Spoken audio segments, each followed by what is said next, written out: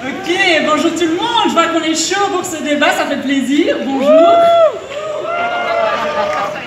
Alors, c'est moi qui ai la tâche, l'honneur de modérer le débat ici avec nos deux grands orateurs. Modérer, tu peux essayer. On va essayer, je vais essayer d'en placer une, je vous raconte déjà pas l'ambiance dans les coulisses, ça va vraiment être compliqué. Alors, je me présente, je suis Mathilde El Bakri, je suis membre de la direction nationale du PTB et de Médecine pour le Peuple qui co-organise Manifesta. Bienvenue à tout le monde. Welkom iedereen, welkom op dit debat over de rol van links in Europa tegen de opkomst van autoritarisme. In naam van de hele ploeg van Manifesta moet ik eerst en vooral onze excuses aanbieden. Er is jammer genoeg geen vertaling door Nederlands voorzien. Er was zoveel enthousiasme. Tous, bienvenue. On va commencer tout de suite. Je pense que je ne dois plus vous présenter nos deux invités. Jean-Luc Mélenchon, qui est figure de proue de France Insoumise et président...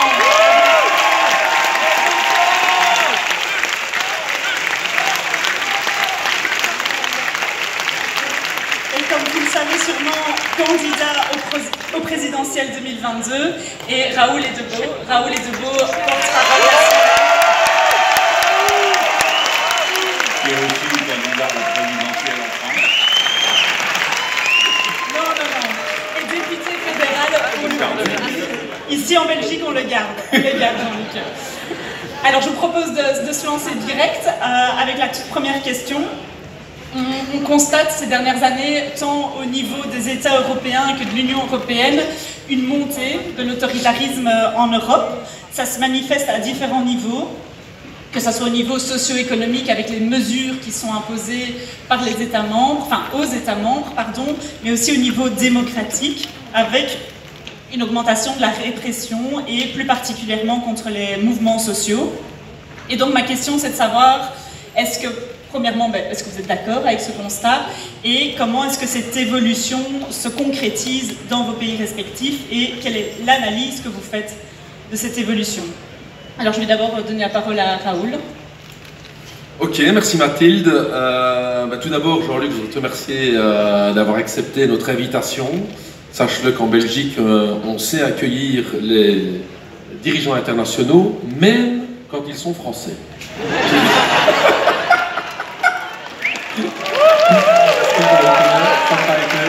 Parce que justement, c'est un véritable plaisir. Pour moi, j'ai eu l'occasion la semaine passée d'aller aux vannes pourries.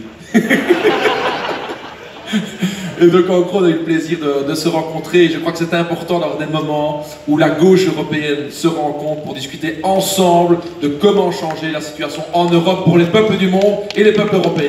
Voilà.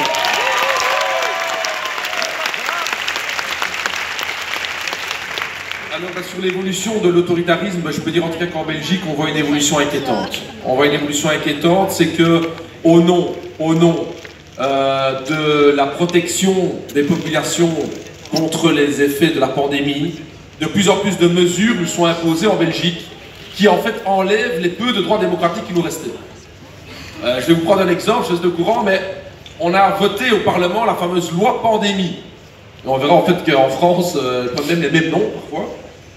La loi pandémie, c'est une loi, chers amis, chers camarades, c'est une loi qui permet, rien qu'au moment où le gouvernement décrète l'apparition d'une pandémie, d'enlever tous les pouvoirs du Parlement pour débattre des mesures qui sont prises. Donc il suffit que le gouvernement décrète l'état de pandémie, donc ça peut arriver dans les années à venir, ça va encore venir, etc., pour que les parlementaires n'aient plus aucun droit au débat. Bon, on n'avait déjà pas beaucoup de choses à dire au Parlement, mais là, carrément, on n'a plus rien du tout. Et donc, c'est une des raisons pour laquelle le PTB est le seul parti à avoir voté contre cette loi pandémie. Pourquoi? Parce qu'on voit que de plus en plus, on veut restreindre nos droits démocratiques. Et cet autoritarisme qu'on voit naître de plus en plus dans tous les pays européens, il a une base économique. Il a une base économique. C'est que de plus en plus, les multinationales concentrent de plus en plus de pouvoir. Si je peux citer... Allez, Jean-Luc, je peux citer Lénine. Je vais citer... Trotsky. Voilà. Non. Quelqu'un comme Lénine avait déjà très bien décrit comment au niveau économique, le pouvoir se concentre de plus en plus dans les mains d'acteurs économiques des multinationales. C'est mieux dit par Jaurès. Ah, Jaurès, carrément. On revient toujours aux Français. On a 5 minutes par réponse par orateur. Ah, putain, on est mal barre. On est mal barre. Non, et donc cette concentration de pouvoir qu'on a au niveau des multinationales se traduit dans une concentration du pouvoir politique aussi. Aujourd'hui, on a une situation dans le monde où 2 compagnies aériennes construisent presque l'ensemble des avions dans le monde. Les bières produites dans le monde, 1 bière sur 3 dans le monde est produite par le groupe InBev. On n'a jamais connu dans l'histoire de l'humanité une telle concentration de pouvoir. Et cette concentration de pouvoir, elle se retrouve aussi au niveau politique. Ces multinationales concentrent au niveau des États européens de plus en plus de pouvoir. Et donc, chers amis, chers camarades, et je conclurai par ça, il y a aujourd'hui une volonté de pouvoir rompre avec ça. Les gauches radicales pouvoir dire, on veut reconquérir ce pouvoir qui aujourd'hui se trouve dans les états-majors des conseils d'administration multinationales pour reconquérir ce pouvoir populaire dans la mobilisation dans la rue avec des peuples qui prennent leur sort en main. C'est ça le message qu'on a donné, camarades.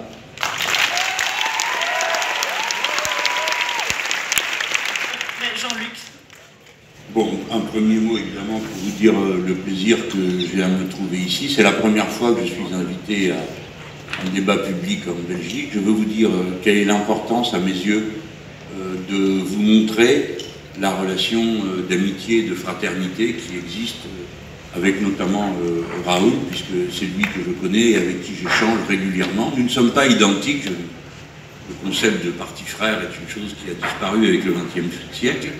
Nous sommes tous devant les mêmes difficultés, les mêmes hésitations, la même recherche d'un chemin. Et donc c'est pour ça que c'est si important que les relations personnelles nous permettent de surmonter l'extraordinaire pulvérisation à l'échelle internationale de nos forces.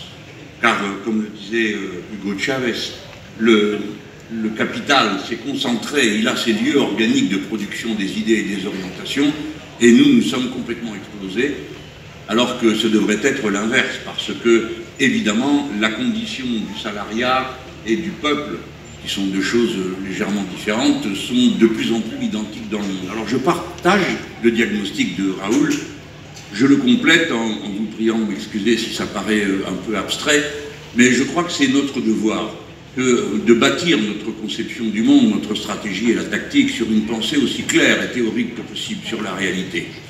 Raoul vient de signaler l'extrême concentration du capital et des moyens de production dans quelques mains. Il en va de même pour la propriété de la richesse produite. Cette 25 personnes possèdent autant que la moitié de l'humanité. La moitié de l'humanité. En effet, ce sont des événements sans précédent. Mais à cette concentration correspond un modèle social. Le capitalisme de notre époque a pulvérisé les relations sociales entre les gens.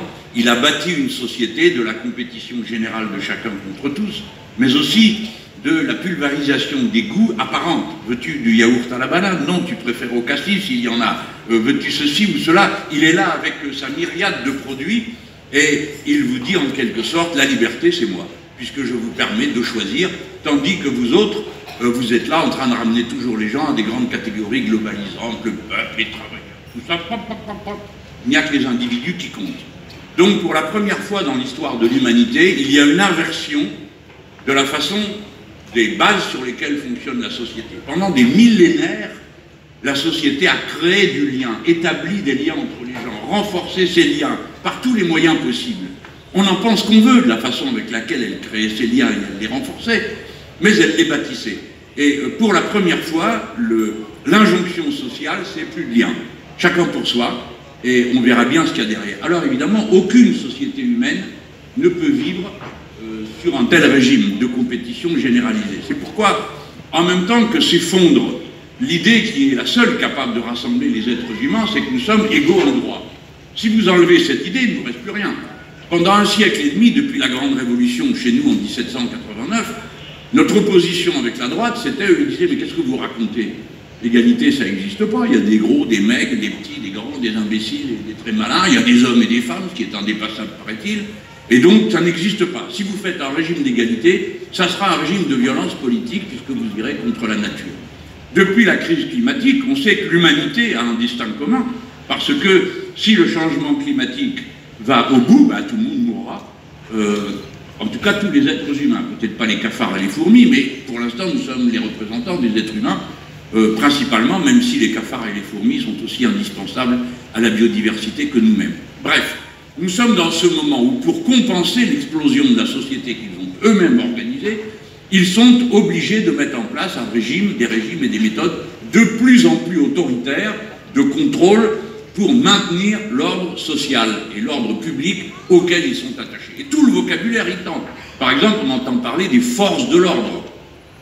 Alors que, au moins pour la France, chez vous, je sais que c'est une sorte de paradis, mais chez nous, l'ordre qu'elles maintiennent, en crevant les yeux à 32 personnes et ainsi de suite, il est très connoté socialement. Donc voilà, l'autoritarisme ne vient pas de la méchanceté, mais découle de la nature du système politique qu'ils ont mis en place, qui est incompatible avec la vie en société. Ils ne peuvent donc maintenir les liens sociaux que de force. Je termine en vous donnant quelques exemples, parce que nous sommes sûrement un des exemples les plus pitoyables de toute l'Europe en matière d'autoritarisme. D'abord parce que nous avons une constitution qui est une monarchie présidentielle, qui donne des droits absolument invraisemblables à une personne toute seule. Et là, dans la crise pandémique, comme vous, le président de la République et quelques autres, pour se soustraire à d'éventuelles difficultés, prend ses décisions en Conseil de défense. Le Conseil de défense est composé de militaires et de personnes qu'on fait venir là, mais il a surtout un avantage, c'est qu'il est lié par le secret défense. Donc personne ne pourra savoir qui a proposé quoi et qui est responsable de quelle décision. Ils ont donc inventé cette façon de faire qui est unique en Europe, je crois. Il n'y a pas d'autre endroit où on prétend que la lutte contre la pandémie est une question de nature militaire et secrète. Et ça, c'est le cœur de l'affaire. Après, nous avons eu le pass sanitaire, et vous avez vu que, alors le pass sanitaire, moi j'ai voté contre, ainsi que tous les insoumis, parce qu'on pense surtout qu'il est dangereux, parce qu'il donne l'illusion que vous êtes en sécurité quand vous avez le pass sanitaire ou même que vous êtes vacciné. La vaccination réduit le risque, mais la vérité, c'est que le risque existe. Alors, tous ces éléments ont créé chez nous une société de contrôle généralisé. Et évidemment, la méthode de combat de nos adversaires, je terminerai là-dessus, est dure à démonter, parce que si vous êtes contre le pass sanitaire, ils vous accusent d'assassiner les gens. Ils vous disent c'est que vous êtes anti-vaccin, ce qui n'est pas mon cas, je suis vacciné. Bon. Et à chaque fois, ils essayent de tracer une délimitation. Chez nous, en France, c'est arrivé à un sommet, puisque M. Macron a prétendu être le parti de la raison et de la science. Autrement dit, tous les autres sont des fous et des obscurantistes. Il y a une forme de radicalisation du discours politique qui interdit l'échange, qui interdit la discussion, puisqu'il y a d'un côté la vérité, de l'autre côté le mensonge, la folie et le reste. Alors, mon mot de fin, c'est ça. La liberté, pour nous, renforce la capacité d'une société à résister aux pandémies. Raoul a très justement dit des pandémies, vous en aurez encore d'autres, et beaucoup d'autres. Pourquoi? Parce que la cause essentielle, qui est la forme capitaliste de l'agriculture, provoque la destruction des milieux naturels, et la contamination, ça s'appelle zoonose, c'est un nom un peu pédant, transmission des virus des animaux sauvages aux animaux domestiques, et comme l'économie est globalisée, on n'a pas fini d'en voir.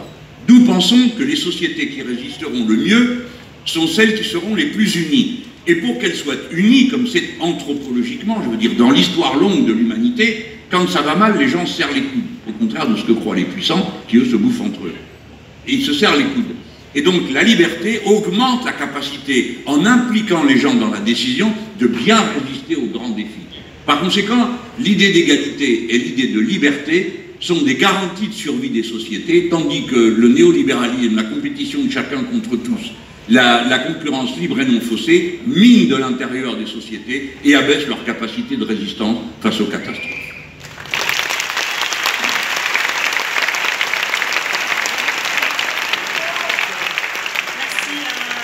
Et on assiste aussi, malheureusement, dans plusieurs pays, à l'émergence inquiétante de l'extrême droite. Et donc ma question ici, c'est de savoir quel est le lien que vous faites justement entre l'autoritarisme au niveau global, au niveau européen, et l'émergence de l'extrême droite dans vos pays respectifs. En Belgique et en France, je pense qu'on a deux situations assez inquiétantes. Mais je vais commencer par toi, Jean-Luc. Ah bon? Bon. Si tu veux bien. Oui, oui, bien sûr. Je t'ai promis d'être discipliné, donc je le dis à tout le monde. Je ne sais pas pourquoi il craignait que j'en fasse qu'à ma tête. Bon, nous ne devons pas avoir sur l'extrême droite d'abord un regard moral ou je ne sais quoi. Nous savons très bien ce qui nous sépare, pour toujours d'elle. L'extrême droite et nous sommes séparés par l'idée que nous pensons que l'égalité est un horizon nécessaire, utile à la société humaine et qui correspond à une réalité. Les êtres humains sont semblables par leurs besoins et par conséquent ce sont les régimes égalitaires qui satisfont cette exigence-là. Eux pensent que les êtres humains sont naturellement, spontanément inégaux, du fait de leur couleur de peau, ou de leur religion, ou de leur société. Donc, nous sommes dans une contradiction frontale des visions du monde et des rapports aux individus. Ils n'ont aucune particulier attachement à la liberté. Nous croyons-nous qu'elle est fondamentale dans l'organisation des sociétés. Je mets ça de côté parce que vous le savez aussi bien que moi. Mais nous devons essayer de comprendre pourquoi ils apparaissent et à quel moment. Et il faut voir la fonction que remplit l'extrême droite pour le capitalisme de notre époque. Le capitalisme, je l'ai décrit il y a un instant, lui ne peut pas proposer autre chose que l'accélération du circuit. Vous avez des sous, vous achetez quelque chose, ça lui donne des sous qui vous permet de racheter des choses, etc., etc. La circulation du capital est l'unique objectif du capitalisme lui-même, et une circulation accélérée. Par contre, il faut produire quelque chose qui unifie la société. Le gros bâton, on l'a dit il y a un instant, et puis après, une idéologie commune. C'est-à-dire quelque chose à quoi tout le monde croit. Si vous ne donnez pas quelque chose à croire à tout le monde, bah, ils vont finir par croire ce qu'on raconte nous, à savoir que l'égalité est préférable. Donc il leur faut fournir quelque chose qui, comme on dit de manière un peu pédante, essentialise les inégalités. C'est-à-dire on dit, mais non, mais ça tient pas, ça tient à la nature des gens, à ce qu'ils sont du fait de leur couleur de peau ou de leur religion. Et tout ça a été inventé dans un bouquin en 1996, donc 5 ans après la chute du mur de Berlin et le fait que le néolibéralisme était devenu souverain dans le monde. Certains avaient dit c'est la fin de l'histoire. Et ils ont inventé une théorie qui s'appelle le choc des civilisations, qui a été rédigée par Samuel Huntington et qui a servi ensuite de ligne idéologique à toutes les droites du monde. Et le choc des civilisations, ça veut dire qu'il y a des gens qui ne peuvent pas faire autrement que de s'affronter à cause de leur religion. Donc comprenez, puisqu'on parle de l'extrême droite, pourquoi les musulmans sont leur ennemi numéro 1. Parce que, justement, ça permet d'avoir un ennemi dont on suppose à l'avance quelle est la personne qui va renoncer à sa foi à personne. Hein. On connaît ce problème. Donc, ils font des musulmans l'ennemi, et évidemment, ils lui imputent tous les torts et tous les travers du monde. Comment est l'extrême droite? Parce qu'elle est l'agent numéro 1 du seul liant idéologique et social que propose le capitalisme de notre époque, la peur. Regardez le nombre de productions culturelles faites sur la peur, le nombre de séries, le nombre de vidéos, le nombre de films, de romans, qui tous reposent sur la peur du criminel caché, pervers, secret, et tout ce système qui met en scène comme principal personnage un policier qui mène des enquêtes, et nous en sommes tous souvent assez friands, sans nous rendre compte que nous participons à la construction d'une vision du monde. L'extrême droite est là pour servir de la peur, et le moyen de répondre à cette peur, c'est-à-dire l'opposition frontale entre les populations, entre des gens que leurs conditions sociales unifieraient s'ils n'étaient pas préoccupés, si on ne les obsédait pas de questions religieuses ou de questions de couleur de peau. Il y a des sociétés dans lesquelles l'action salariale est extrêmement difficile, je pense à nos camarades en Inde, parce que le système des castes oppose parfois dans un même travail celui qui conduit le bus, qui est brahman, et celui qui descend les bagages, qui est intouchable. Eh bien, c'est ça que l'extrême droite va propager. L'idée que dans le peuple, il y a une division qui est insurmontable, liée à la religion ou à la couleur de peau. C'est à ça qu'ils servent. Et c'est pourquoi vous en trouvez partout en Europe. L'extrême droite en France n'est pas venue d'une action militante de gens qui allaient sur le terrain. C'est venu directement par l'appareil médiatique qui a continuellement mis en scène les thèmes de l'extrême droite et qui continue et qui essaye de nous voler la prochaine présidentielle. J'en donne qu'un exemple. Le débat qu'ils viennent d'avoir les Verts, qui a un certain panache, c'est un débat, bon, ils s'exposent. Eh bien, la première rencontre qu'ils font, c'est avec le service public, qui est une espèce de haut-parleur, de répondeur automatique du système gouvernemental. Et la moitié du débat des Verts, c'était des questions sur la sécurité et l'immigration. Et d'une manière générale, continuellement est entretenue l'idée qu'il y a là une urgence. En France, nous en sommes à une loi, la moyenne, hein, depuis 30 ans.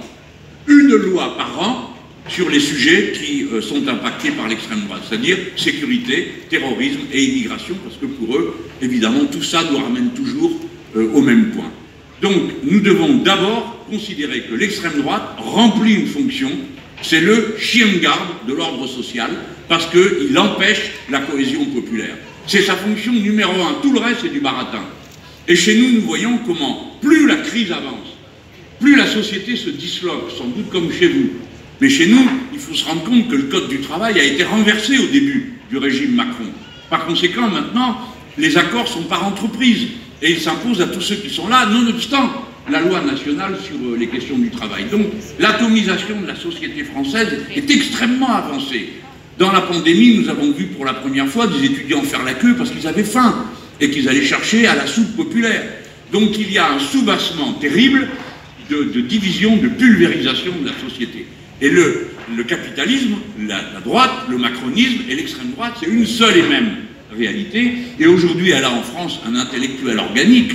Nous, on a intérêt à repérer à chaque fois qui est la source pour aller mener la lutte et dire oui, non, moi je ne vous céderai pas. Vos salades sur la sécurité, je ne marche pas. Vous êtes l'anti-France. Parce que c'est vous qui commencez à dire que les Français ne peuvent pas s'unifier, que ceux qui sont musulmans ne seront jamais des Français, que les autres ceci, que les autres... C'est vous qui êtes l'anti-France, c'est vous qui êtes l'anti-nation, c'est vous qui êtes l'anti-peuple, parce que vous passez votre temps à opposer les gens les uns contre les autres. En France, il y a un processus de zémourisation de toute la droite et même du macronisme. Parce que nous avons vu une chose incroyable, un président de la République dire que Pétain était un grand militaire et Maurras un grand intellectuel. Ce sont deux criminels, deux traîtres à la patrie et deux antisémites. Voilà ce que sont ces deux-là. Et aujourd'hui, on apprend que M. Macron a demandé une fiche sur l'immigration à M. Zemmour. Alors je vais vous dire, j'ai dit, parce que Mme Le Pen, entre-temps, essaye de se donner l'allure du doux mouton dans la bergerie, alors là voilà, les cheveux au vent, liberté, liberté chérie. Mon œil, c'est la sienne de liberté. On sait très bien à quoi on a affaire. Mais comme les autres l'ont dédiabolisé, ils ont un problème. Comment tenir le troupeau à la laisse, hein? Comment tenir les chiens à la laisse. Alors voilà pourquoi ils ont produit un Zemmour qui réussit ce tour de force, d'une part de contaminer tous les esprits, mais en même temps de presque faire passer Mme Le Pen pour une innocente, ce qu'elle ne sera jamais. Alors ils ont entre eux des problèmes pour l'élection, tout ça.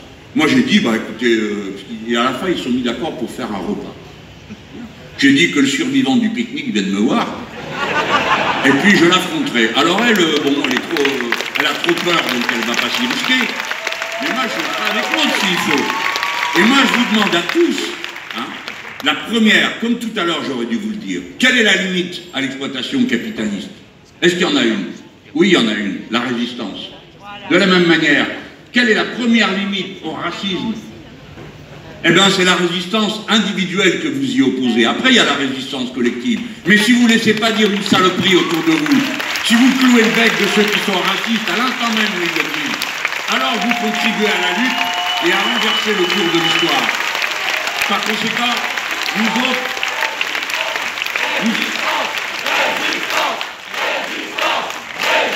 Ben, ça va, je peux être candidat ici aussi. Bon, merci les amis. C'est ça que je veux vous dire. Nous pouvons et nous devons mener cette lutte sous tous ses aspects, collectifs et individuels. Mais pas question de se réfugier juste en disant « Ah, ben c'est un problème politique, que les chefs politiques s'en débrouillent. » Non, tout le monde peut s'en débrouiller et il faut aller affronter l'adversaire. Donc, ne laissez pas les fascistes discuter entre eux.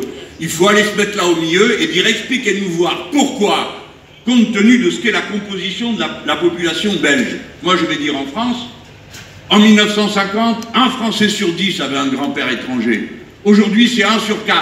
Viens m'expliquer pourquoi mon grand-père ne méritait pas d'être mon grand-père et pourquoi moi je ne mérite pas d'être français. Qu'est-ce que tu as fait, toi, pour être français, à part te donner le mal de naître? C'est maintenant qu'il faut qu'il te donne le mal de mériter de l'être, c'est-à-dire d'être républicain, liberté, égalité, fraternité. Ne laissez pas un millimètre d'espace aux fachos, ne les laissez pas respirer, ne les laissez pas se croire tranquilles, parce que c'est eux qui sont encore étrangers à nos sociétés, pas nous.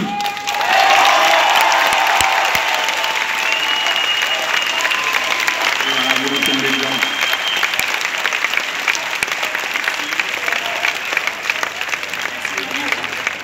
Je retourne la question à Raoul pour la situation en Belgique sur cette montée de l'extrême droite.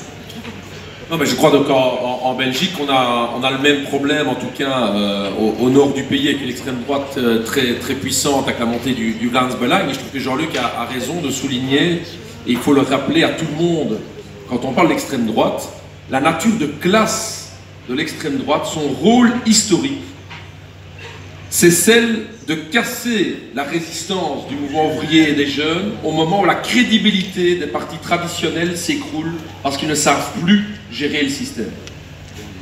Et on est vraiment dans cette séquence-là en Europe. Dans tous les pays européens, on voit naître des nouveaux partis à la Macron. On voit dans tous les pays européens les partis traditionnels s'écrouler. On le voit chez nous en Belgique, hein, ils font assez de leur meilleur pour s'écrouler, tous ces partis-là. Et donc, dans les moments de crise, les gens peuvent choisir trois voies. Soit ils continuent dans les partis traditionnels, mais ça va être de moins en moins le cas. Soit qu'il y a une alternative à gauche, anticapitaliste, soit les partis fachos vont prendre la place. Et on l'a vu dans les années 30, c'est ce qui s'est passé en Allemagne, on l'a vu en Italie, avant la Deuxième Guerre mondiale, c'est l'enjeu majeur. Il y a un rôle historique de l'extrême droite, qui est une extrême droite qui est au service du patronat. Parce que là, je sais pas, c'est chez toi aussi, Jean-Luc, avec la Marine Le Pen, mais ils se font presque passer pour des gauchos. Ils se font presque passer avec des revendications sociales aujourd'hui, les fachos. Il faut aller un peu gratter leur programme. Il faut aller gratter, il faut aller leur dire, bon, chez nous, le Vlaams Belang. Oh, nous, on est pour les travailleurs, on est pour les travailleurs. On a dit, ok. On a été gratter un petit peu leur programme. On a été voir qu'est-ce qu'ils ont voté au Parlement.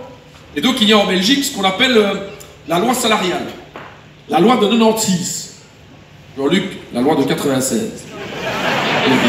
J'ai la traduction. Je l'ai marqué manifestant, je croyais qu'on allait parler espagnol. Et là, pour la petite histoire, je profite que j'ai mon camarade français qui est là, parce que la loi de 96, qu'est-ce qu'elle dit en Belgique?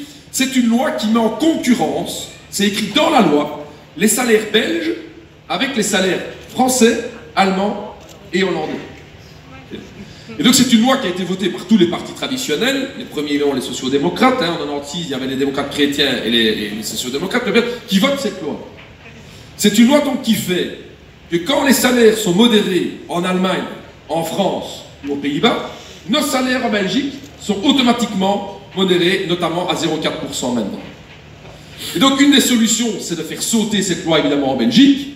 Une deuxième solution, c'est que nos camarades français gagnent le combat en France, qu'ils aient des meilleurs salaires, et comme ça, nous, on est automatique pour voir les deux. Donc Jean-Luc, on vous encourage au maximum pour ce combat-là. C'est intéressant comme exemple pour la solidarité, c'est aussi des choses concrètes comme ça. C'est-à-dire la concurrence qu'on organise entre nos travailleurs. C'est pas que la philosophie, c'est des combats concrets qu'on mène, on le verra sur les retraites et tout, aussi en France. Alors, t'as quelque chose contre ta philosophie? Non, rien du tout. Je n'oserais pas. Mais donc, qu'est-ce qu'on fait les fachos? Les fachos, cette loi sur les salaires, ils l'ont votée, évidemment. Ils ont soutenu, c'est pas sur les salaires. Charles Michel, qu'on a envoyé maintenant en Europe, parce qu'on en avait un peu marre en Belgique, Jean-Luc, mais je sais pas si on a bien fait. Parce que c'est pas une lumière. Charles Michel, qu'est-ce qui est... Ouais, c'est pour ça qu'il va à l'Europe, sinon on n'irait pas. On est pas clair. On a hérité de son frère, et là c'est encore moins une lumière, ça je vous le dis. C'est lui qui gère l'informatisation et le numérique en Belgique, on n'est pas arrivé. Mais revenons à nos moutons. Donc, qu'est-ce qui se passe aujourd'hui? C'est que cette loi de 96, en 2016-2017, Charles Michel a rajouté encore des mécanismes correcteurs qui ont encore moins permis aux salaires belges d'augmenter. Eh bien, les fachos de l'opposition ont voté pour ces différentes dispositions. Et donc, chers amis, chers camarades, il faut arriver à démontrer aux collègues dans les entreprises, aux collègues dans les quartiers, parmi les jeunes, etc., que derrière ce vernis un petit peu social, il y a avant tout une politique qui est pro-patronale, qui est anti-salaire et qui est anti-ouvrière et anti-peuple. C'est ça qu'on doit démontrer, camarades, dans les quartiers et un peu partout. Et je vais vous dire pourquoi c'est important. Parce que le succès des fachos en partie, il est dû à quoi? Pendant 20-25 ans, tous les partis traditionnels, y compris les PS et compagnie, ont essayé de faire croire, comme Jean-Luc l'a dit, que le salut était dans l'individu. Moi je vais réussir ma carrière, je vais m'en sortir tout seul. Les étudiants en concurrence les uns avec les autres, les jeunes en concurrence les uns avec les autres. Moi je.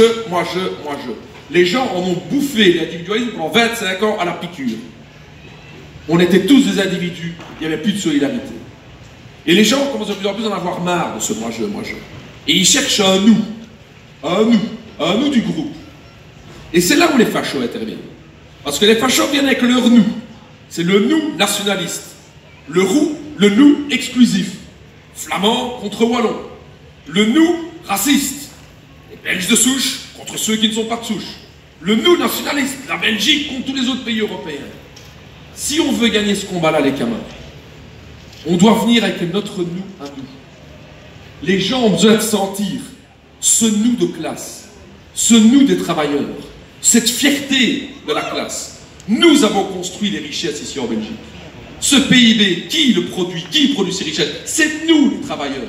Qui faisons bouger l'ensemble des forces en Belgique? C'est nous, la jeunesse. Notre nous à nous, on doit le remettre en avant. On doit remettre une fierté de classe en avant. Quand nous intervenons au Parlement, c'est cette fierté qu'on veut revenir pour dire nous on est fiers, nous allons construire notre avenir ici, contre tous ces partis traditionnels qui continuent de le faire payer, mais aussi contre ces fachos qui veulent nous diviser pour mieux régner comme ils ont fait depuis 2-3 siècles. Nous n'acceptons pas ça, et notre nous de classe, c'est le nous de victoire, et c'est à ça qu'on va travailler, camarades.